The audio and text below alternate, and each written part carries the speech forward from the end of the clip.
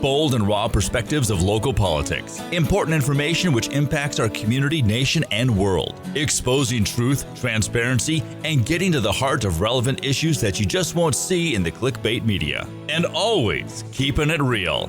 It's the Michelle Tanner Podcast. But I won't back down. Hello, and a big welcome to the Michelle Tanner Podcast. We've got a really exciting show today. We have actually Trent Staggs here with us, who is the current mayor of Riverton, Utah, but he is actually running to be our next U.S. Senator. So currently we've got Mitt Romney. I think we all can agree he needs to go. So I'm really excited to see Trent Staggs willing to step up and put his name forward. I wanted to first just put a reminder in because we are in election season right now. We have the municipal election going on, and this is the most vital municipal election we have seen here in the city of St. George. A lot hinges on this election. So if you have not voted yet, make sure that you do. You can vote in person on September 5th at the Dixie Center. Early voting is also available. Get online, vote.utah.gov. Paula Smith, Eros Mackey, and Brad Bennett are the three that I am supporting. So get out there and vote. We also have a congressional race going on right now. But for today's episode, I'm really excited to focus on this U.S. Senate race going on. So I actually first noticed Trent and first saw his name actually back during COVID times when he was one of the few mayors, elected representatives who I saw in this state who had some common sense, who had a backbone, who was willing to stand up and say, we're not enforcing these ridiculous mandates. Myself being a medical professional, also speaking up against mandates during that time, a lot of that is what drove me to get involved politically, is seeing how vital it is that we have elected representatives who understand our God-given rights and the importance of securing those and upholding their oath to the Constitution. So without further ado, Trent Staggs, thank you for joining me today. Maybe just give us a brief background about yourself. Who is Trent Staggs? Michelle, great to be on the podcast. I like to say I'm a lifelong Utahn. From elementary school to graduate school, I've attended Utah schools. I've raised my family here. My wife and I have two great children. And I've operated several businesses in the state. In fact, I helped take a company public last year. We got listed on NASDAQ in the energy industry. And for the last 10 years, I've been leading my community in Riverton, 4 on the council, 6 as mayor. And during that time, as you indicated, I've exhibited some backbone, one that likes to stand up and push back against the establishment. I like to say that mayors and local elected officials were really on the front lines of pushing back against federal, state, and county overreach. We should be. And that's what I've exhibited. That's what's typified my career, is really being able to push back. So standing up during the COVID lockdowns, I've actually cut taxes in our community. I've innovated to lower the cost of government and improve services. And, all of that is what I think we need now more than ever in Washington, D.C., representing us. Amazing. And maybe you can speak to these rumors that we're hearing right now of COVID 2.0. Do you think there's any truth to this? Is there fear mongering going on? And if there is truth to this, what would you do if elected to be our next U.S. Senator to help protect the citizens from these mandates? Well, I've already put out a kind of a preemptive strike, if you will. I put out there on social media and even wrote an article that if these do come back, I will hold the line like I did before. There's no place for it. I mean, I think we've been totally vindicated. And like you said, you were one of those voices of sanity a few years ago too, saying, wait a minute, something doesn't look right here. So I think we've been completely vindicated in that. And I trust residents to be able to make that decision for themselves. And as a U.S. Senator, absolutely need to err on the side of freedom and liberty, and not force and compel people to really restrict their own personal behaviors. And that's something I've proven I would do, and I have done as a mayor, and something I would carry forward with me in the U.S. Senate. Yeah, I definitely appreciate that stance, that backbone. Something else that has stood out to me about you is I've heard you use the term separation of woke and state. And I don't think I could say that any better.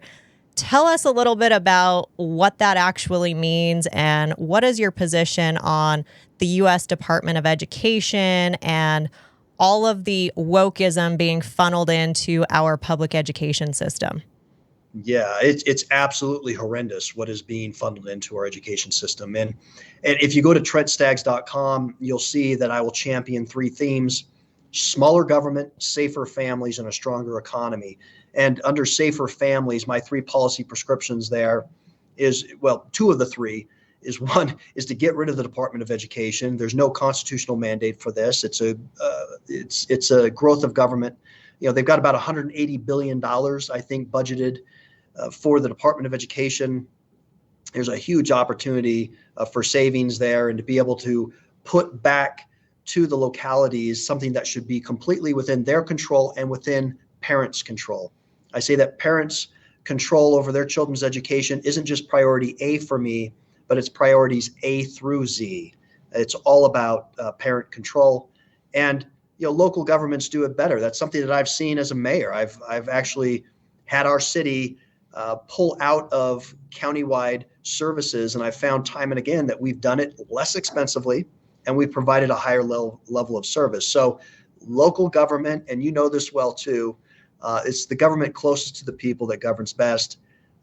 The Constitution defines few powers that were supposed to be just within the purview of the federal government, and all the rest left to the states and to the people respectively. So that is something that I will definitely push for, is to just get rid of that Department of Education altogether. And one of the other things under safer families is to have that wall of separation between woke and state. I say that I will be woke's worst nightmare. There's absolutely no place for it. And sadly, this federal government, this Biden administration, has been all too eager to endorse this wokeism and its infiltration throughout not just the educational system, but our military and many other areas. And there absolutely is no place for this whatsoever. Yeah, I could not agree more. Now, have you in Riverton experienced any of the inappropriate books in your schools there, the pornography in schools? And if so, how have you dealt with that as a mayor? Yes, great question. We have, sadly. And I got to say, as a parent of a 13-year-old and an 11-year-old, I never thought that I would have to deal with this issue for them, and definitely not in Utah. I didn't think I would see this day, but sadly it's here. There've been some great parent organizations out there like Utah Parents United and others that have made this issue front and center. And many of my residents that have come and approached me and highlighted the fact that there are several inappropriate materials in schools.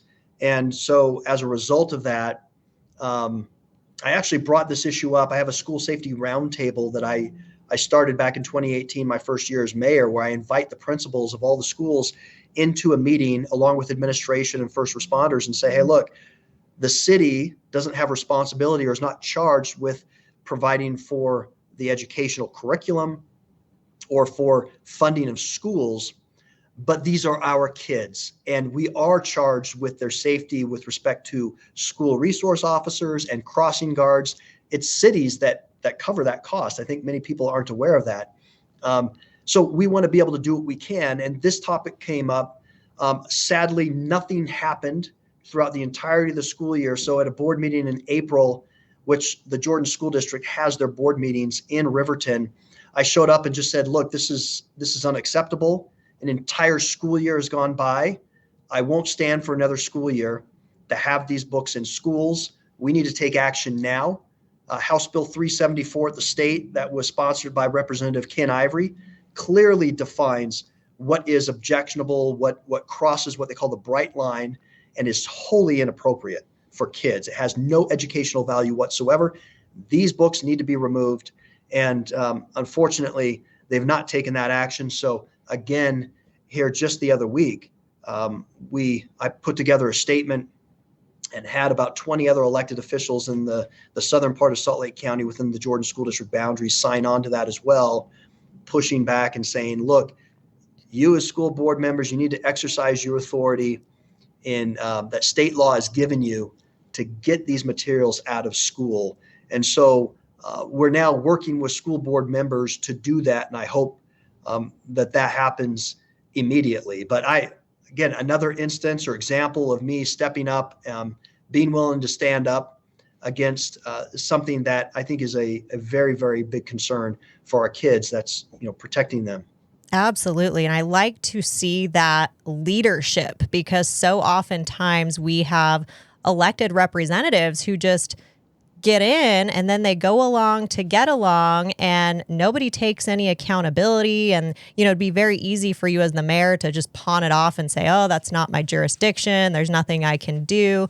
So it's important that we do have elected representatives who are not afraid to be a voice and an advocate and a true representative for the people, even if you aren't yourself a school board member. So I definitely appreciate that aspect about you. Something else I wanted to talk to you about, a concern I hear from a lot of people, is Agenda 2030, the World Economic Forum. Do you have any ties to any of these globalist organizations, and what is your position on things like Agenda 2030? Yeah, no, I don't. The short answer is I think that's what is resonating so much with my campaign is I'm really I really consider myself an everyday Utahn. I say I'm authentically Utahn and consistently conservative. I'm not part of the establishment. There are candidates in this race that are part of the establishment. They've got all the lobbyists and the special money and PACs behind them. And, they've got their fingers across many, many entities and internationally at that. And that's just not me. So I'm very concerned about that. That's why I really characterize my candidacy, my campaign as a America First candidate and candidacy. That is something that I'm very proud of. I'm proud to have endorsed President Trump, and I want to really put America first. We cannot kowtow to the World Economic Forum and these international and economic forces that really don't have our best interests in mind. We need to make sure that we have a solid and firm national identity, that people view themselves as American. They know what it's about to be a citizen of this great country. And we are going to really support our Constitution, which we all have as elected officials, an oath to obey and defend, and really not any other interests ahead of the our U.S. Constitution and our citizenry. Yeah, no, I appreciate that. And as far as with the U.S. GLC, is that anything related to World Economic Forum, or maybe touch on that a little bit for those who have had questions about that affiliation?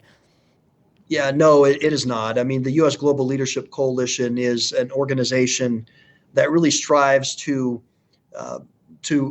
advance American interests, right? It's I think fighting against having the pressure come from World Economic Forum and people outside the U.S. and really trying to put American interests on the world stage, and looking not so much at military application and force, but through development and diplomacy, really advancing American interests. And I was asked to participate. Each state has an advisory committee. It's a very limited role. I was asked to participate. There's some other great conservatives on that committee, like Sean Reyes and Greg Hughes, and seeing that, I agreed to participate on the committee. And I think maybe once a year, we have a meeting and just talk about companies in Utah that are Utah-based, that are trying to do good work internationally. And so it's really just trying to support American companies and interests abroad. So you said something earlier that really impressed me, and coming from myself at the municipal level where there are a lot of rumors always about, oh, we need to raise taxes. You mentioned you've lowered taxes. How did you do that? Yeah, I was, Riverton City used to receive their law enforcement services, or law enforcement was provided by the county. Salt Lake County has the Unified Police Department. And so it was that county-wide service, and we had a taxing entity that was county, this Salt Lake Valley Law Enforcement Service area. That was the means by which we paid for Unified Police. So when I sat on the board, I recognized that maybe this wasn't the best fit for our community, and we ended up self-providing law enforcement. We made that move in 2019, and just in the 4 years or so that we've left that taxing district, we were able to cut taxes in year one, and we've never looked back. And so for our residents, if you compare what they're paying now versus what they would be paying if we were in that county tax district, they've saved over $15 million just in the last few years since we've left it. And again, cut taxes in year one when we left the county district to come into our own. And I saw that as a great opportunity. And that's why I led to get our community out of that taxing district into our own, where we had more control locally over those taxes. And not only did we cut taxes there, but I think that Riverton really has the lowest taxes and fees in the entire Salt Lake Valley. And that's something I'm proud of, is to have innovated to really lower the cost of government and improve services. Yeah, that's great. And I'm sure that your private sector experience brings a lot to the table. So I think that really says a lot about your leadership style. So I'm curious your position when it comes to climate change. Yeah, I'm one of my big, I said my themes are smaller government, safer families, and a stronger economy. And with respect to a strong economy, one of the biggest issues is energy independence.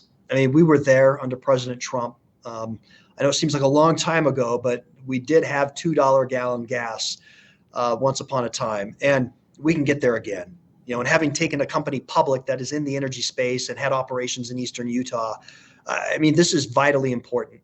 We have abundant natural resources in this state and across the country, and we need to be able to just unleash those. And do I believe that that mankind should be good stewards of this earth and of the environment? Absolutely, but it is not at the sacrifice of trillions of dollars that the globalist and climatism agenda wants to do. I mean, if the climate crowd and environmental crowd was so serious, they would be 100% behind nuclear, and they're not. I think that's very, very telling.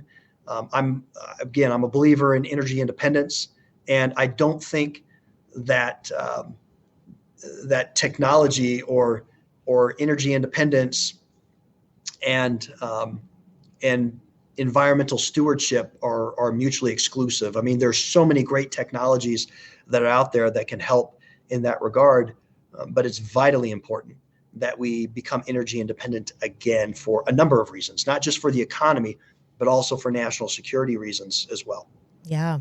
So you mentioned a couple of names earlier, Greg Hughes, Sean Reyes. Who would you say is your political idol, or who do you align with most that we could expect your leadership style to be closest aligned with?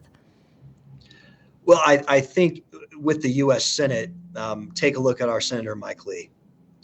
I've been saying for a long time, he's one that I truly admire. He's one that I think I would emulate. There's some others in the U.S. Senate that I think are also great conservatives, like Rand Paul and Rick Scott, and Ron Johnson, and so those are senators that I think you could see my voting record perhaps align with. and really seek to be an ally of these folks in the Senate. I think having another true conservative in the Senate and getting me in there will really make a difference. It really will. And it'll move the country back in a direction where we need to be and where our founders intended. So those are folks that I think I align well with. And that's the type of conservatism that I would, constitutional conservatism and voting record that one could expect from a Senator Staggs.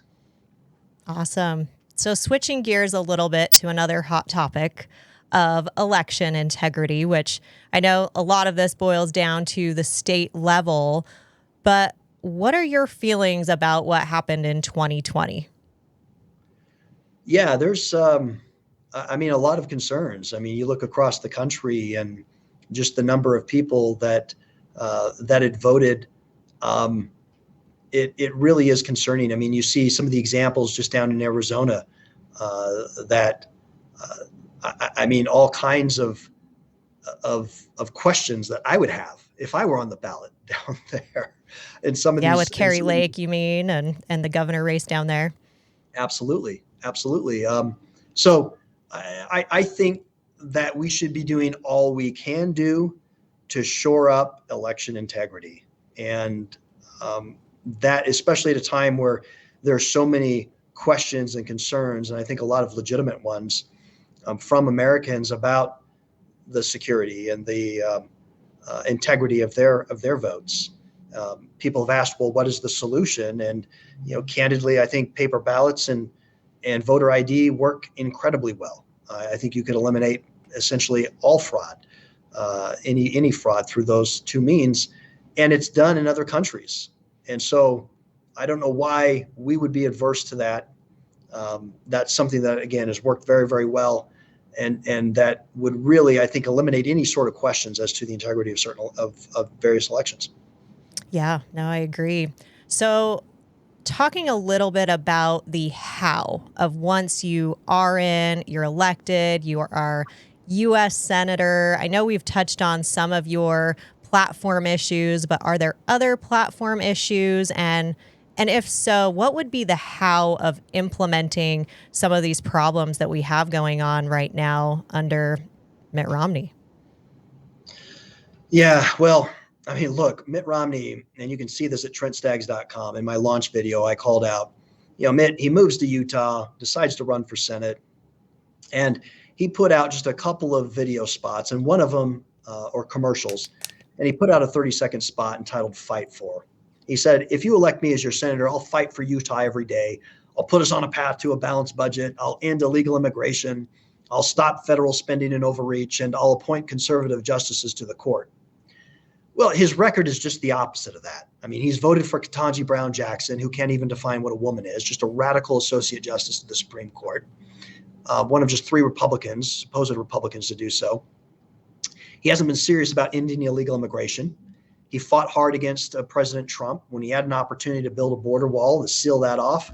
Just another $5 billion, and that wall is done. And we're sending 140 billion to Ukraine right now, which I think is crazy.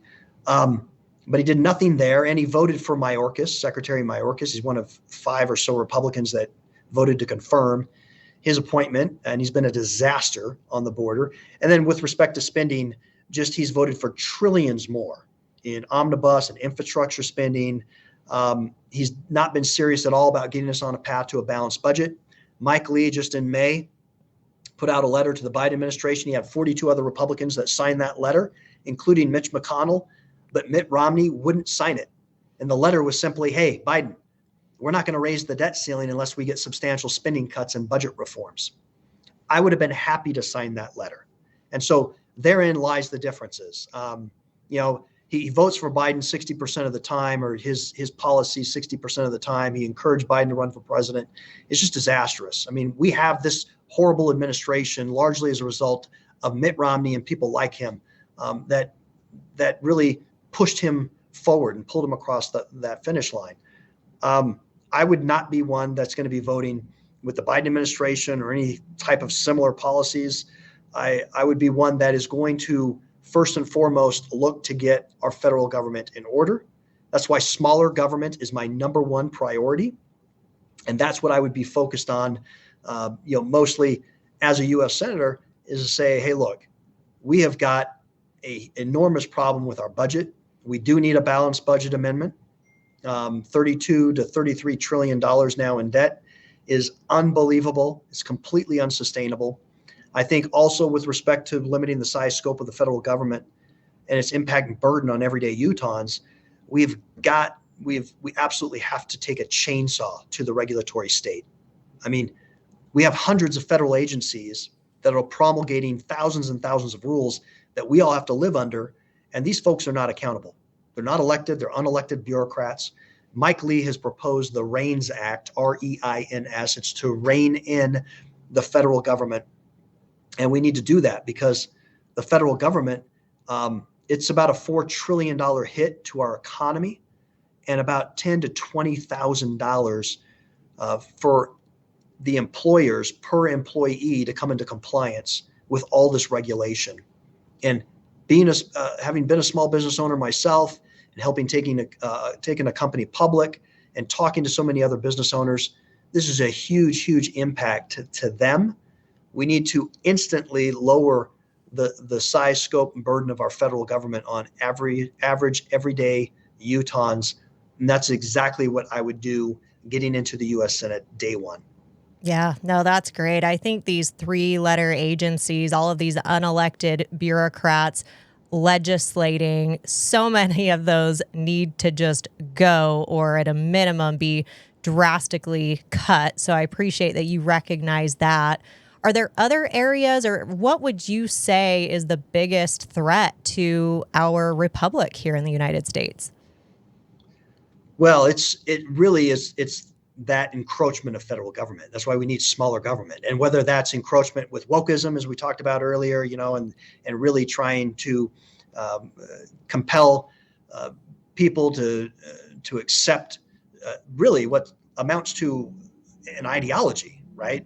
With this wokeism, or whether it's taking federal agencies and weaponizing them the way that we've seen, and really just an assault on people's free speech and on political expression.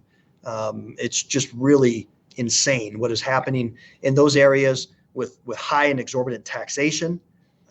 We're at tax levels, and there's more revenue in the Treasury than there's ever been. So we do not have a revenue problem at all. It's the spending problem, or that spending that's just piling on trillions of dollars in debt.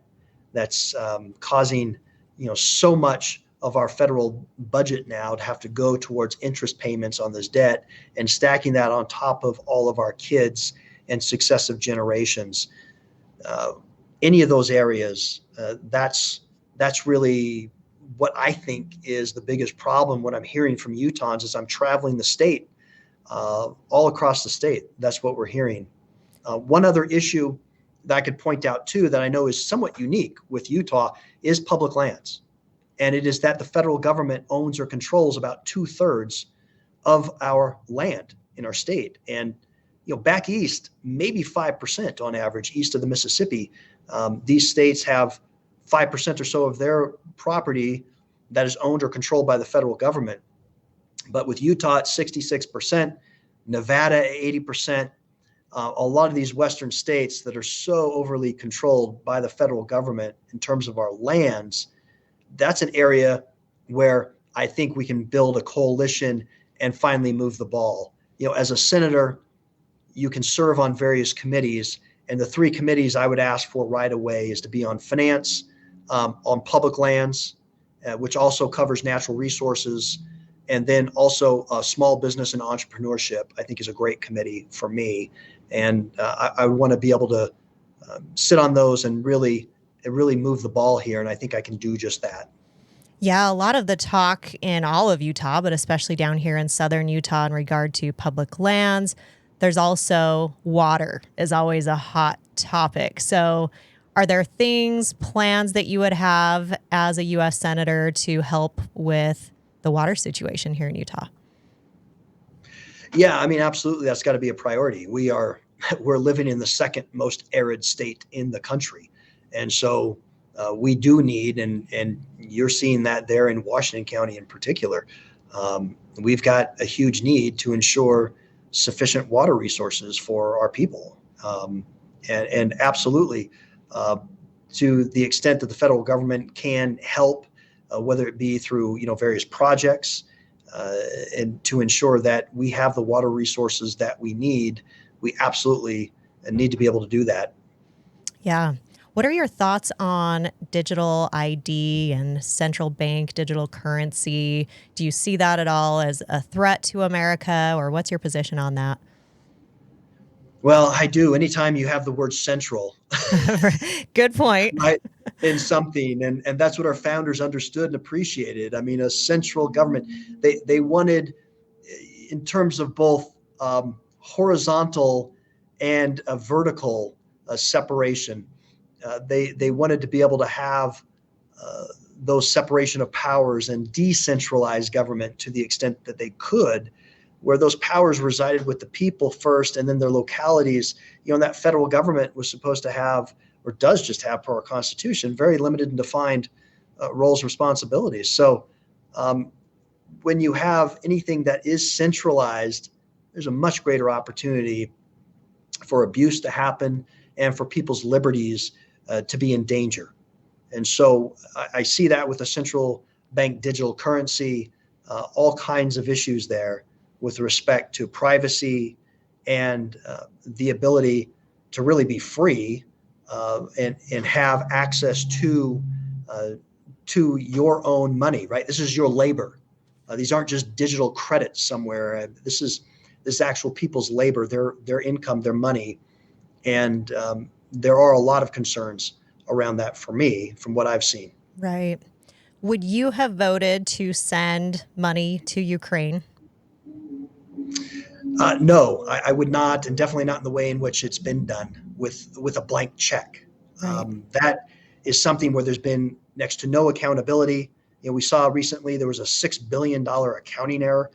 I mean, what is going on here? And why is the United States putting up $140 billion to Ukraine, which isn't even a member of NATO? They aren't in our backyard. Europe has only put up about $20 billion, and this is right in their backyard. So I think we've had an enormous foreign policy blunder. The neocons that are running most of the State Department and have really commandeered a lot of the elected officials and policymakers on this are doing us a disservice. We can't continue to fund everything. I mean, we're borrowing the money anyway at this point, and largely from China, and it's just absolutely ridiculous. And I had a conversation too about just even NATO expansion. I mean, we're expanding NATO. And we're growing that organization greater than we did during the World War II era, which the whole goal of that was to deter Russia. And here we're admitting nations like Finland now, letting them come on in, and they're not even committed to pay the 2% that they're supposed to pay. Commit about 2% of their GDP towards obligations of security there through the NATO alliance. This is highly, highly problematic. We should not be doing this at all. If you're going to admit new members to NATO, they need to pay their fair share. And it really needs to be in the interest of the United States. And sending $140 billion overseas, engaging in a conflict with a country, with Ukraine and Russia that's got, is a huge nuclear power. I think there were opportunities to deter this and to handle it diplomatically before it escalated the way that it did. And it's unfortunate that we're here now. And as I said earlier, $5 billion would finish our border wall. Right. And we're seemingly, those in Congress and those in the State Department are much more interested in the border security of Ukraine than they are of our own country. Yeah, great point. So coming up with this U.S. Senate race, it's still to be determined whether Mitt Romney will for sure be running again. I've heard rumors of Brad Wilson. To me, you are the clear choice with Mitt Romney. What would you say differentiates you with Brad Wilson if he ends up jumping into this race? Yeah, and this race it's here. I'm glad we're having this conversation now because we're only about 6 months away from the neighborhood caucus, March 5th. And then the state convention is a little over 7 months away, and the primary is in the next 9 to 10 months. So we're here in this state. It's a race to the primary, and we are fully announced. We're in there, and I think we are, markedly different than Mitt Romney. Brad Wilson is indicated it's an exploratory run of his, and I think, again, I am someone who is not the establishment. If you want somebody who is really not part of the establishment, who understands the needs of everyday Utahns, then I'm your person. I really am. I've demonstrated that in the 10 years I've been in elected office. My understanding of Brad is, and you look at people that have donated to his campaign, it's the who's who of the lobbying world and the establishment players. And he has demonstrated to be, in my opinion, a very establishment player himself in his time in office. So I think you look at people's records, and you can be able to gauge for yourself. But if you want truly an outsider and somebody who is going to be consistently conservative and fight for Utahns every day and understand what it's like for the average everyday Utahn, I'm that person. And I think I've demonstrated that time and again. Awesome. And who are you supporting for president in 2024?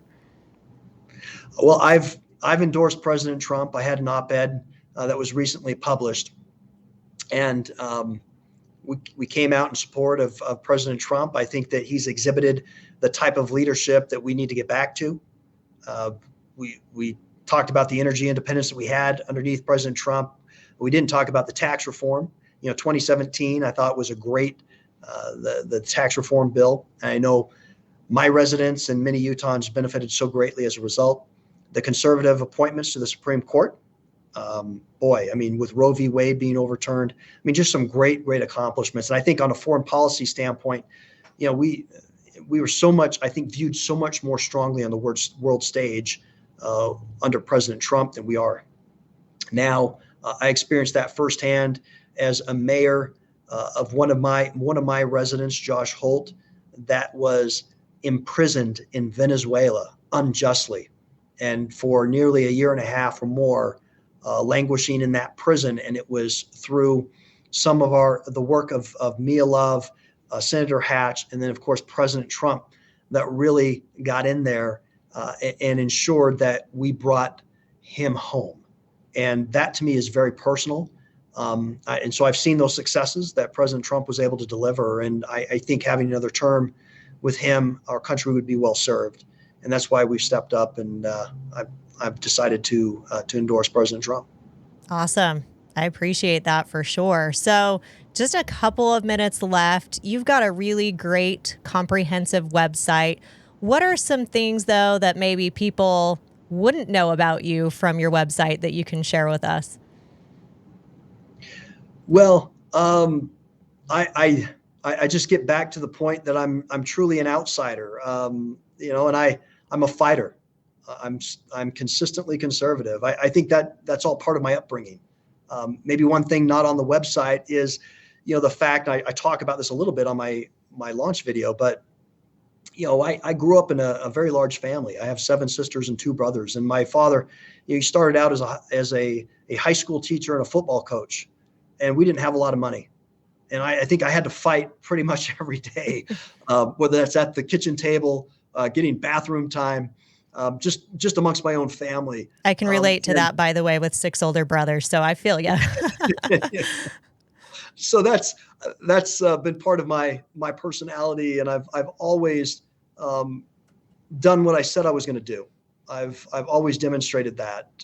I think if you look at my time in elected office, those things I said I would do, I've done. I've been able to get done, and have been consistently conservative fiscally, socially, and led out on so many issues that people should know that I am going to really take on the establishment. And that's what we need. We need that more than ever right now. We can't keep going down the same track. So we've got to send people back to Washington, D.C. that have exhibited that type of backbone and been able to push back against the establishment. Absolutely. Well, I've been really impressed with you. You've always readily answered any questions I have had. For those who are also impressed listening to this, what is the best way that people can support you? Where can they go to learn more? Go to TrentStaggs.com. That's STAGGS, TrentStaggs.com to learn more, to donate. We've been humbled with all the endorsements, but we appreciate all the support. Awesome. Thanks, Trent. Let's do it again. Thank you. Awesome. Take care. Thanks for being a part of the Michelle Tanner Podcast. Please like, follow, subscribe, and share. And always remember to keep exposing truth. But I won't back down. No, I won't back down. This has been a production from a podcast studio.